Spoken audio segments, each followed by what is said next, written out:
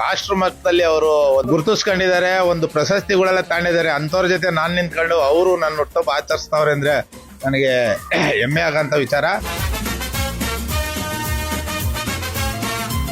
Actually ನಾನು ಇಲ್ಲಿ ಬರಬೇಕು ಅಂತ ಇರಲಿಲ್ಲ. ಇವತ್ತು ನನಗೆ ಋಣ ಇತ್ತು ಅವರ ಬರ್ತ್ಡೇನ ಸೆಲೆಬ್ರೇಟ್ ಮಾಡಬೇಕು ಅಂತ ಅಂದ್ಬಿಟ್ಟು.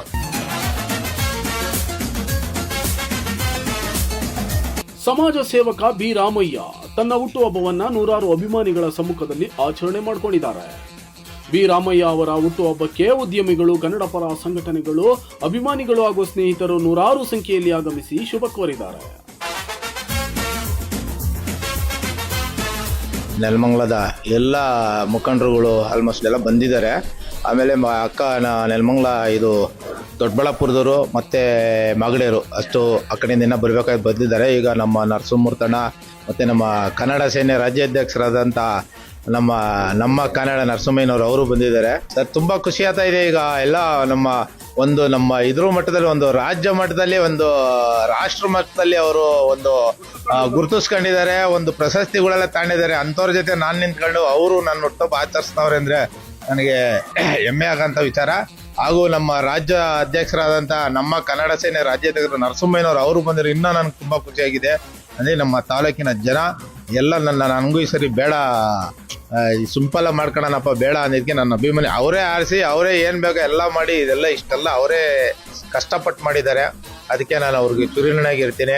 ಏಕೆ ಅಂತಂದರೆ ಇಷ್ಟು ಜನ ನನ್ನ ಪ್ರೀತಿಸಿ ನನ್ನ ಮೇಲೆ ಇಷ್ಟೊಂದು ಅಭಿಮಾನ ಇಟ್ಕೊಂಡಿದ್ದಾರಲ್ಲ, ನಾನು ಇರೋವರೆಗೂ ಅವ್ರಿಗೆ ಚಿರಋಣಿಯಾಗಿರ್ತೀನಿ. ಹಾಗೂ ಅವ್ರ ಕಷ್ಟ ಸುಖಕ್ಕೆ ಅವ್ರ ಜೊತೆ ಓಡಾಡ್ತಾ ಆರಾಮಾಗಿ ಅವ್ರ ಜೊತೆ ಇನ್ನೂ ಸಂತೋಷವಾಗಿ ಮುಂದಿನ ಬರೋ ಇದ್ರಂಥದಲ್ಲಿ ಇನ್ನೂ ಅದ್ದೂರಿಯಾಗಿ ಆಚರಣೆ ಮಾಡೋಣ ಅನ್ನೋ ಒಂದು ಶಕ್ತಿ ಬರ್ತಾ ಇದೆ. ನಮ್ಮ ತಾಲೂಕಿನ ಜನದಲ್ಲಿ ನನಗಿರೋಂಥ ಬೆಂಬಲಿಗೆ ಖಂಡಿತ ನಾನು ಮುಂದೆ ಬರೋ ಅಂಥ 28ಕ್ಕೆ ಚುನಾವಣೆಗೆ ಇದಂತೂ ಅಪ್ಲಿಕೇಶನ್ ಅಂತ ಹಾಕ್ತೀನಿ ಸರ್. ಖಂಡಿತ ನಾನು ನಾಮಿನೇಷನ್ ಮಾಡಿ ನಾನು ಮುಂದಿನ ಬರೋ ಅಂಥ 28ಗೆ ಚುನಾವಣೆ ಎಲೆಕ್ಷನ್ನಲ್ಲಿ ಮತ್ತೆ ನಾನು ಸ್ಪರ್ಧೆ ಮಾಡ್ತೀನಿ ಸರ್. JDU ಇಂದ ಮಾಡ್ತೀನಿ ಸರ್ ನಾನು.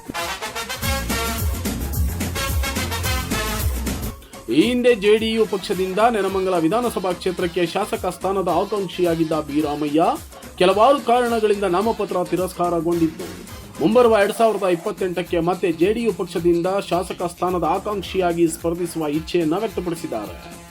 ಜೊತೆಗೆ ಅಭಿಮಾನಿಗಳು ಸಹ ಹುಟ್ಟುಹಬ್ಬಕ್ಕೆ ಶುಭ ಹಾರೈಸುವ ಮೂಲಕ ಈ ಬಾರಿಯೂ ಸ್ಪರ್ಧಿಸಲಿ, ಅವರಿಗೆ ನಮ್ಮ ಬೆಂಬಲವಿದೆ ಎಂಬ ಮನದಾಳದ ಮಾತನ್ನ ಹಂಚಿಕೊಂಡಿದ್ದಾರೆ.